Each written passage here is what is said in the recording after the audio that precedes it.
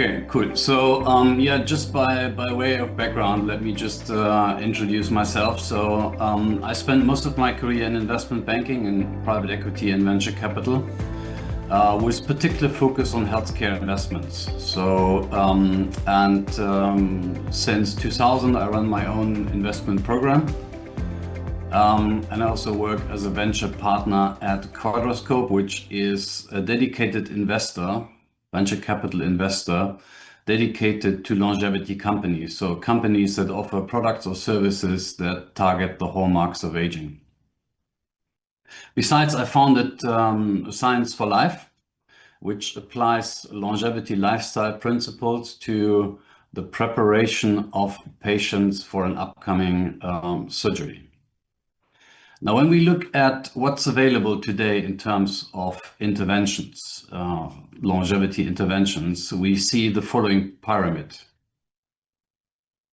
Can you please flip to the next page? Yeah. So we see this pyramid, and what it basically says is that at the basis of longevity, we have the lifestyle principles. They're really the foundations. Now, there are lots of studies out there with different figures, but you can conclude that roughly 80% of what's available today is driven by our lifestyle. Now, we have, of course, measurement devices that helps us to detect deficiencies for blood readings, microbiome, etc. And of course, we also have supplements like vitamins, peptides, hormones, all types of supplements. And finally, we have what I would call the next level of longevity interventions that really allow us to make a meaningful step forward, not just in terms of fine-tuning our life expectancy and our health span, but make a step forward in terms of adding like 20, 30, 40 years of healthy life expectation. And genetics, interestingly, I mean, there you have studies as well. Some suggest it's well below 10%, others 20%, but there's also a gray area in terms of epigenetics, and epigenetics sort of falls into the lifestyle and genetics category because the epigenetic phenomena is very much driven by the environment, which in turn is to some extent lifestyle driven as well. And when we talk about supplements, we see that some supplements actually mimic lifestyle interventions as well. So when we talk about senolytics, for instance, or the autophagy process, we also see that this can be achieved by using drugs or supplements, but it can also be achieved by intermittent fasting, for instance, and also well-known supplements like fisetin, quercetin, resveratrol, and others. They come in natural form in forms of fruits and vegetables as well. So the key takeaway is that today what's available to everybody and pretty much at no cost is lifestyle. And so when we talk about lifestyle and longevity, it also helps us to manage the longevity escape velocity, which we see on the next page. My dear colleague, who's probably well known to most of you, Aubrey de Grey, came up with this concept of longevity escape velocity. Can we flip to the next page, please? So it basically describes this phenomena that we could achieve living forever if technology and or lifestyle allows us to reverse aging or slow down aging at the same speed that we age chronologically, basically. And the philosopher and also futurist Ray Kurzweil, who's very active in longevity, believes that we can achieve this longevity escape velocity within 5 years. I think this is pretty ambitious. So my own prediction would be closer to like 10 to 20 years. But it's certainly driven by technological advancements. And for today, we're pretty much left with longevity lifestyle. Now, if we can flip to the next page, please, we see the longevity lifestyle principles. And I won't go through these lifestyle principles in detail because in this audience, I assume they're pretty well known. Dirk just talked about movement, physical exercise, strength training, and also Professor Manchana has talked about social engagement and its implications. And this is by far not a complete list, right? We have other lifestyle interventions, for instance, heat exposure, cold plunging or cold exposure. We have breathing and meditation. Yet, I mean, these are pretty simple lifestyle principles. Still, we see that people struggling to stick to these simple lifestyle elements. And it's even hard for me. I mean, I love chocolate, and I have spent literally decades understanding why I'm so drawn to chocolate.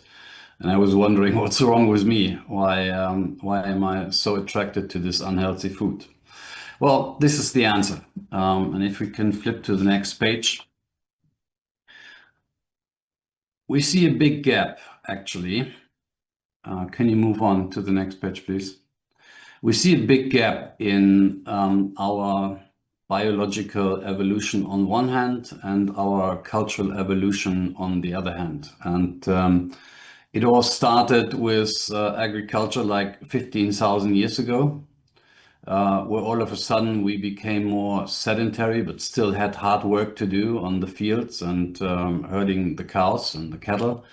And then it accelerated with urbanization, where all of a sudden food needed to be available in the cities, not just on the field. And then more recently, we have seen the advent of industrialization. That's only been 200 years ago, and most notably digitalization, which has accelerated the trend to sedentary lifestyle quite a bit. And now we're in the midst of another revolution, which comes in the form of AI.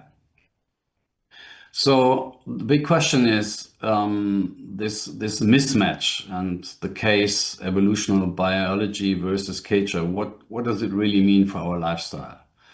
Now it means that we live in a Stone Age body, but in a space age world. So on the next page, please, we see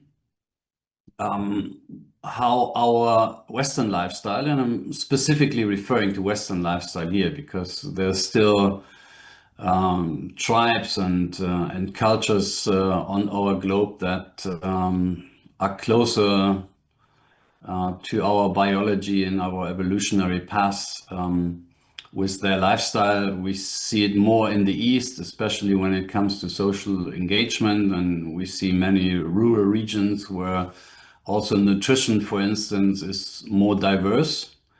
We see that people eat more whole foods, more vegetables, especially a higher content of fiber, which we lost in the Western world that has very rapidly moved towards convenience food, food that is very high in sugar, in fat, trans fats in particular, but also salt. And lots of chemicals like stabilizers, preservatives, etc. So the thing is that our biology actually and in our innate behavior means that we're very attracted to these low quality foods, high sugar, high fat food, because in our evolutionary history, these sort of macronutrients have been very rare. And for instance, when you think about sugar, sugar was available mainly in fruit, and fruit naturally came in the autumn season when you think about apples and plums, for instance. And so the body was preparing for a harsh winter. And you do something like the hibernating bears do as well. You try to eat as much as you can, because the body knows a period of starvation may come. And the same thing with salt. Salt is very important for bodily functions, but it's very rare in nature. So once it's available, we take as much as we can. And Yeah, and so it goes. So our bodies were naturally adapted to very high levels of physical activity. Now in the Western world, we see a sedentary lifestyle. Many people work in offices, or work even from home offices. We see sleep. Sleep from a cultural point of view has been equal to a lazy lifestyle. Some people even said, well, you can sleep when you're dead. But sleep from a scientific and medical perspective is extremely important for our well-being and our health, and in particular our longevity as well. Actually, I had this great experience of spending a week with a natural tribe of hunters and gatherers in Africa, the Hadza tribe. So this tribe, which is still around today, lives an authentic hunter-gatherer lifestyle. And they go to bed when the sun goes down because they don't have any light, they don't use candles, they don't have any electricity, so they live in the African bush, very harsh environment.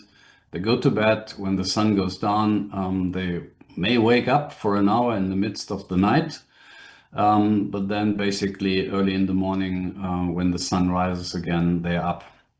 What do we do in the Western world? Well, we have clocks, right? We stick to a schedule. We have to work, and not when we are ready, but at a certain point in time. So most of us use a clock early in the morning, and then we see that many people do social media in the evening, or we watch TV and we're exposed to blue light, and the result is that, according to some studies, actually up to 80% of the population is chronically sleep deprived. And that's actually equal. One hour of sleep loss is equal to about 1 per ml of alcohol in your body. So we have less attention, we are more irritated, and it's very detrimental to our health. Then when we look at stress out in the wild, the Hadza tribe, but also our evolutionary history has been characterized by very short bouts of acute stress, but long periods of rest. And this compares to chronic stress in the Western world. And again, here some studies suggest that chronic stress is prevalent in, again, about 80% of the population. And of course, chronic stress and chronic sleep somehow go together, because if you're stressed, you can't sleep well. If you don't sleep well, you tend to be stressed out much quicker. And then social engagement, social aspects, and we have just heard about the importance of social connection for longevity. Our species has grown as a social species. Our brains are hardwired to connect socially. And what we do now is we celebrate independence and individualism.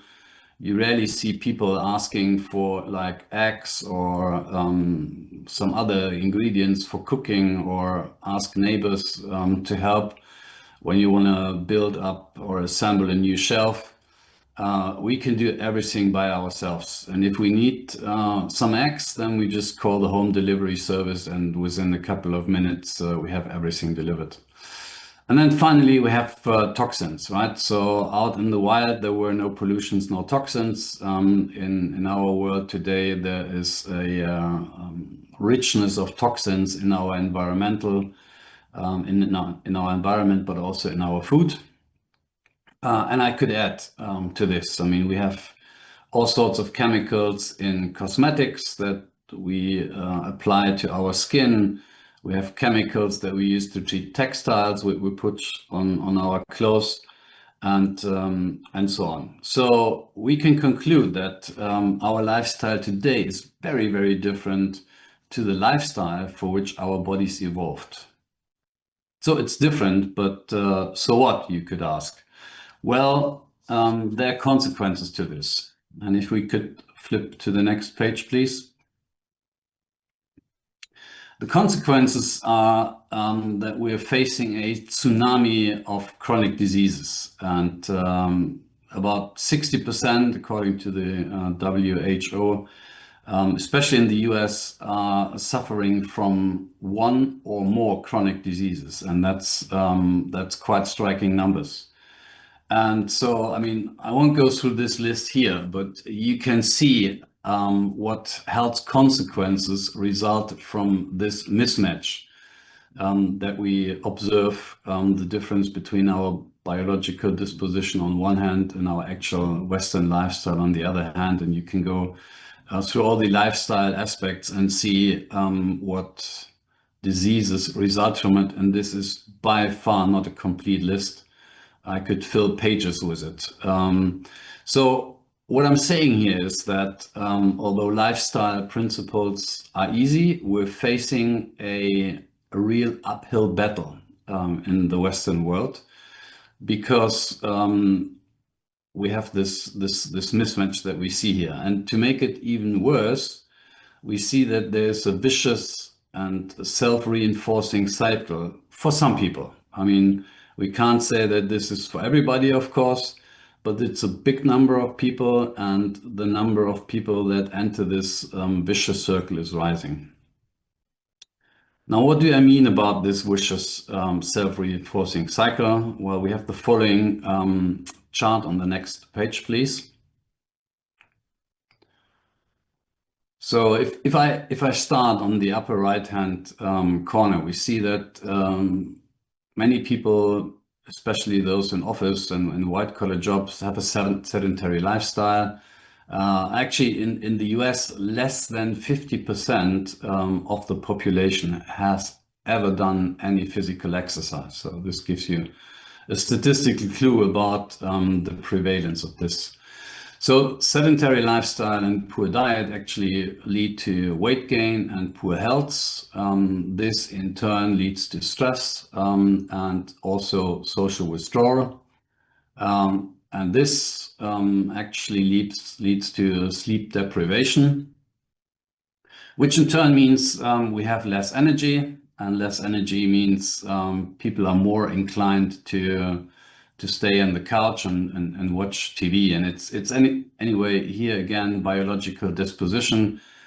We have an innate need to just rest and not to expand any energy, caloric energy, if not really necessary, because for most of our evolution, we have had times with caloric restrictions. So spending energy unnecessarily would not have been a clever idea. And you really see exercise as a form of physical exercise coming up after the industrial revolution, and more so in the era of digitalization, where people recognize they need to move their bodies because otherwise it comes with detrimental effects. And so we have also just heard about the fact that happy people engage more in physical exercise and they have a healthier diet. That's perfectly right. We also see that people that are sleep deprived are more inclined to poor quality foods.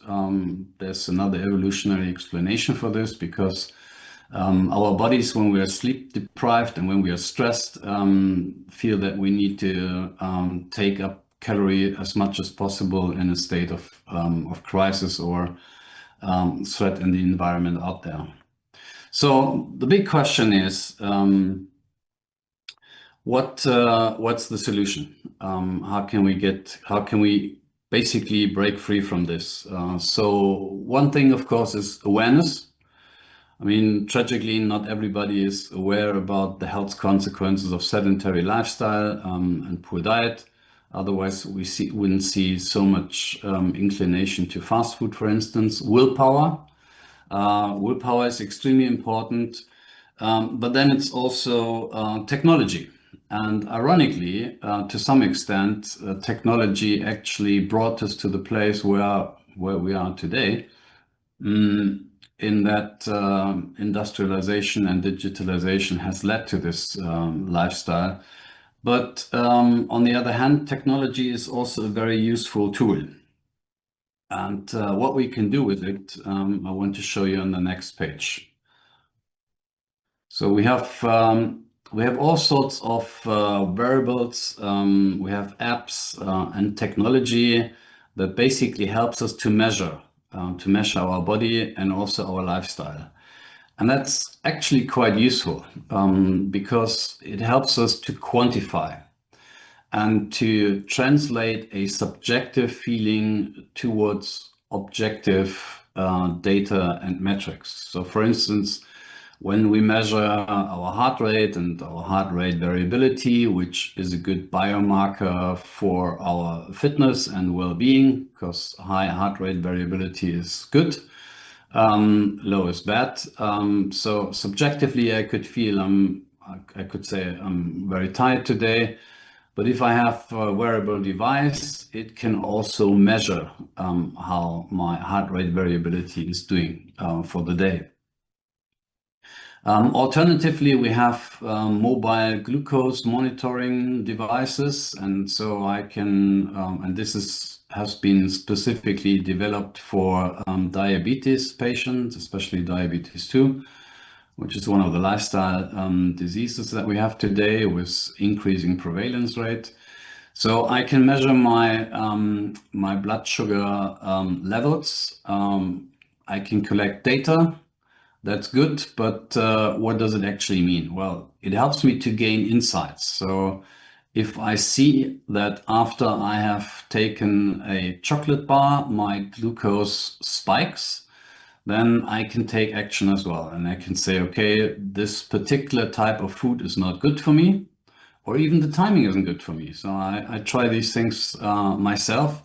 And I've seen that a chocolate bar in the afternoon leads to a heavy spike in my glucose levels.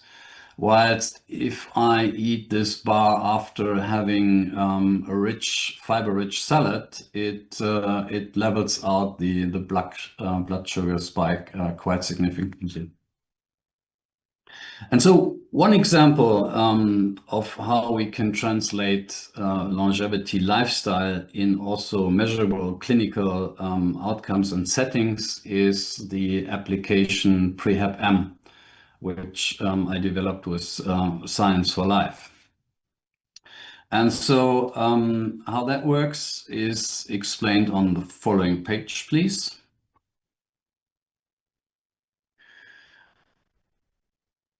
So patients that are undergoing a surgery or other significant treatments like chemotherapy, they're faced with a traumatic event, and you can actually compare it to a marathon run. I don't know how many of you have ever run a marathon. Clinicians say that it's a very traumatic event for the body, and so is surgery. Surgery is physical stress, of course, when it's like cutting off the body. That's a heavy traumatic event. You have the chemical stress through the anesthesia, and of course you have psychological stress. Because, for instance, 77% of all patients fear that they could wake up in the midst of the operational procedure, which of course brings along significantly increased levels of cortisol, which is not a good starting point for quick healing and recovery. So a new upcoming concept is called prehabilitation. You have all heard about the concept of rehabilitation. Prehabilitation is basically preparing patients for surgery well before the surgery, and we use longevity lifestyle principles like physical training, nutrition, mental preparation like meditation, sleep optimization, etc. So we basically increase the baseline fitness before surgery, and hence, and this we can see on the following page, we reduce on average lengths of stay at the hospital by 1/3. We can cut complication rates by 50%. Can you flip to the other page, please? And moreover, what we see is that patients gain health competence.